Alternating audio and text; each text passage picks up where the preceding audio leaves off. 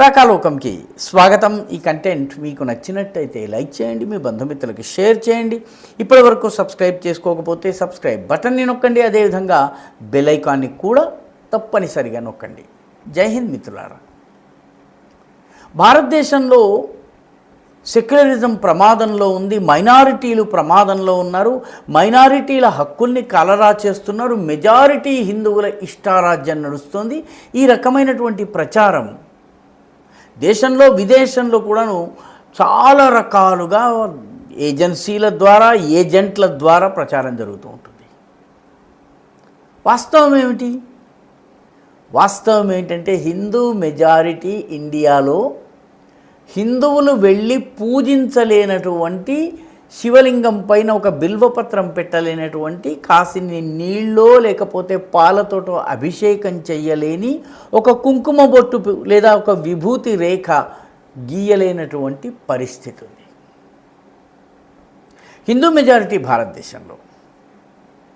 నేను చెప్తున్నటువంటి దేవాలయము చాలా పురాతనమైంది, కొండ గుహల్లో ఉంటుంది, అమరనాథుడిలాగా కొండ గుహలో ఉంటుంది. సహజంగా అమరనాథుడు ఏ రకంగానైతే మంచు గడ్డగట్టడం ద్వారా హిమలింగంగా ఏర్పాటవుతాడో, ఇక్కడ కాల్షియం క్రిస్టల్స్ నెమ్మదిగా కొండ మీద నుంచి అలా పడి అది కాస్త ఒక శివలింగ రూపం ధరించింది. అమర్నాథ్కి 50,000 మంది సైనికుల్ని పెట్టి రక్షణ కల్పించి యాత్రను నిర్వహిస్తున్నాం. కానీ నేను ఇప్పుడు చెబుతున్నటువంటి శివలింగానికి హిందువులు రావడానికి వీల్లేదు, వచ్చినా పూజ చేయడానికి వీల్లేదు, కుంకుమ పెట్టడానికి వీల్లేదు, విభూతి పూయడానికి వీల్లేదు, జలాభిషేకం కూడా చేయడానికి వీల్లేదు అని చెప్పి స్థానికంగా ఉన్నటువంటి క్రైస్తవులు డిమాండ్ చేస్తున్నారు. క్రైస్తవుల మాటను శాంతి భద్రతల పేరిట జిల్లా యంత్రాంగం వెనకేసుకొస్తుంది. జిల్లా యంత్రాంగం నిర్ణయాన్ని రాష్ట్ర ప్రభుత్వం సమర్థిస్తోంది. చిట్టచివరికి హిందువులు ధైర్యం చేసి కోర్టుకు వెళితే ఆ కోర్టు కూడా 11 జూలైన తీర్పిచ్చి హిందువులు అక్కడ స్థానిక ప్రజల మనోభావాలు దెబ్బతినకుండా వెళ్ళి దర్శనం చేసుకుని రావాలి, కానీ అక్కడ ఏ రకమైనటువంటి పూజలు నిర్వహించడానికి వీల్లేదు అని చెప్పి తీర్పిచ్చింది. నేను చెప్పినటువంటి ఈ సంఘటన ఈశాన్య రాష్ట్రంలో ఉన్నటువంటి మేఘాలయలో జరుగుతోంది. మేఘాలయలో ఉన్నటువంటి ఈస్టర్న్ ఖాసీ హిల్స్ జిల్లాలో ఉన్నటువంటి మాసిన్రమ్ అనేటటువంటి గ్రామంలో అత్యధిక వర్షపాతం పడేటటువంటి ప్రాంతం ఈ మాసిన్రమ్. ఈ మాసిన్రమ్లో ఒక గుహ ఉంది. ఆ గుహ పేరు మాజిన్ బుయిన్. ఈ మాజిన్ బుయిన్ అనేటటువంటి గుహ ఏదైతుందో గుహ లోపలికి వెళ్ళిన తర్వాత అక్కడ శివలింగం దర్శనమిస్తుంది. కాల్షియం ఆక్సలేట్ క్రిస్టల్స్ పైనుంచి కిందకి పడి అవి ఘనీభవించి శివలింగం తయారవుతుంది. అమర్నాథ్ లాగా 1-2 నెలల తర్వాత కరిగిపోయేది కాదు, ఇది శాశ్వతంగా ఉండేది. పైనుంచి నీటి ధార పడి ఒక ఆవు పొదుగులాగా తయారయ్యి దాని నుంచి కాల్షియం ఆక్సలేట్ ఒక్కొక్క చుక్క కారుతూ ఉంటుంది. అలా శివలింగం ఏర్పడింది.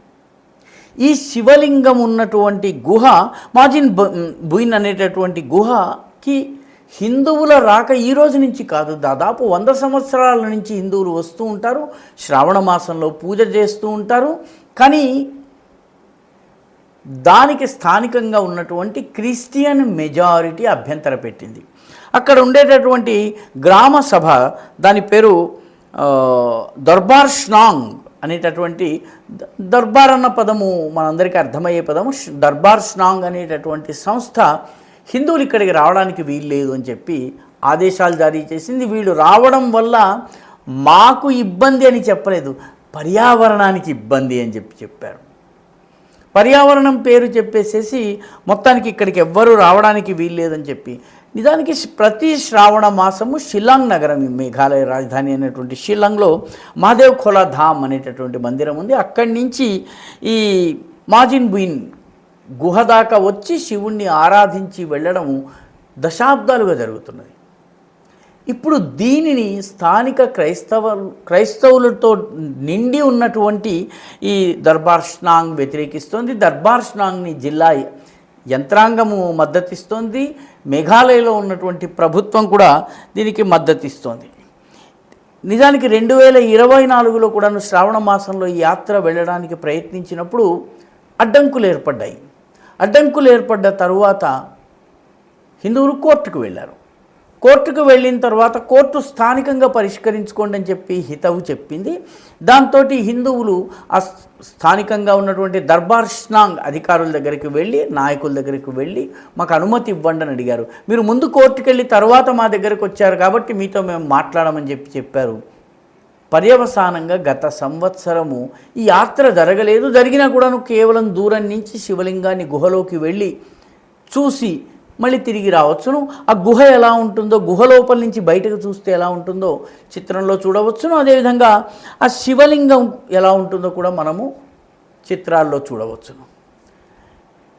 ఈ సంవత్సరం కూడాను అనుమతి ఇవ్వటం లేదు. దీంతో హిందూ సంఘాలు మేఘాలయకు వచ్చే వాహనాలన్నింటినీ మేము నిలుపు చేస్తాము అని చెప్పి హెచ్చరించినాయి, బెదిరించినాయి. మేఘాలయలో షిలాంగ్కి ఉన్నటువంటి ఏకైక మార్గం ఉంటుంది.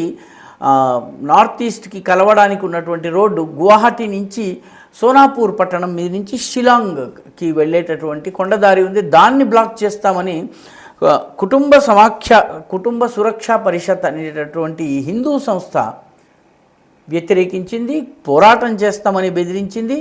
కానీ ప్రభుత్వము ఈ రకమైనటువంటి పోరాటము చట్టబద్ధం కాదని చెప్పేసి దాన్ని తొలగించేసింది, ఆ అడ్డంకుని తొలగించింది. స్థానికంగా క్రైస్తవ జనాభా ఎక్కువగా ఉన్నటువంటి Khasi students union, south west Khasi hills district union, అదేవిధంగా ఖాసీ స్టూడెంట్స్ యూనియన్, లాబార్ బార్డర్ ఏరియా సర్కిల్, ఈ సంస్థలన్నీ కూడా ఒక్కసారిగా కలిసిపోయినాయి. వీటన్నిటి వెనక మిషనరీలు ఉన్నారు. హిందువులు ఎక్కువగా ఉన్నటువంటి ప్రాంతంలో చర్చిలు నిర్మాణం చేస్తే అది మా హక్కు అని చెప్పేటటువంటి వాళ్ళు క్రైస్తవుల మధ్య ఉన్నటువంటి శివాలయానికి వెళ్ళి అక్కడ 4 చుక్కల నీళ్లు వేసి ఒక విభూతి పూసి ఆ బొట్టు తన నుదుటన పెట్టుకోవడానికి ఇంత అభ్యంతరం ఎందుకు పెడుతున్నారు? 209 మీటర్ల ఎత్తున ఉన్నటువంటి ఈ గుహకి వెళ్ళడం చాలా కష్టం. అయినప్పటికీ వందలాది భక్తులు వస్తారు. ఈ సంవత్సరము భక్తులకు దర్శన భాగ్యం అయితే దక్కింది, కానీ అక్కడకు వెళ్ళి అక్కడ పూజ చేసేటటువంటి భాగ్యం లేదు. దూరం నుంచి దర్శనం చేసుకుని ఖాళీ చేతులతో తిరిగి రావాలి. నిజానికి ఇక్కడ ఈ మందిరాన్ని కాస్త అభివృద్ధి చేసి ఇక్కడ ఈ పూజలకి పునస్కారాలకి వీలు కల్పించినట్టయితే చుట్టూ హోటళ్ళు వెలుస్తాయి, దుకాణాలు వెలుస్తాయి, వ్యాపారం వస్తుంది, బిల్వపత్రాలు అమ్మేవాళ్ళు వస్తారు, పూలు అమ్మేవాళ్ళు వస్తారు. దానివల్ల అనేక మందికి క్రైస్తవులకే ఉపాధి లభిస్తుంది, వాళ్ళకి ఆర్థిక పరిస్థితులు మెరుగుపడతాయి. కానీ ఇది రావడం వల్ల ఇప్పుడు క్రైస్తవులుగా ఉన్నవాళ్ళు మళ్ళీ హిందువులుగా మారతారేమోనన్నటువంటి భయంతో ఇక్కడ పూజల్ని పూర్తిగా నిషేధించడం జరిగింది. షిలాంగ్ గువాహటి హైకోర్టు ఇచ్చినటువంటి ఆదేశాల మేరకు హిందువులు వెళ్ళడం అయితే వెళ్ళవచ్చు శ్రావణ మాసంలో, కానీ అక్కడ ఏ పూజ నిర్వహించలేరు. ఇది సెక్యులర్ భారతదేశంలో, హిందూ మెజారిటీ భారతదేశంలో హిందువుల పరిస్థితి. ఈ వీడియో మీకు నచ్చినట్టయితే లైక్ చేయండి, షేర్ చేయండి, ఈ ఛానల్కు సబ్స్క్రైబ్ చేయండి. మీ అభిప్రాయాన్ని కమెంట్ల రూపంలో తప్పనిసరిగా పంపించండి.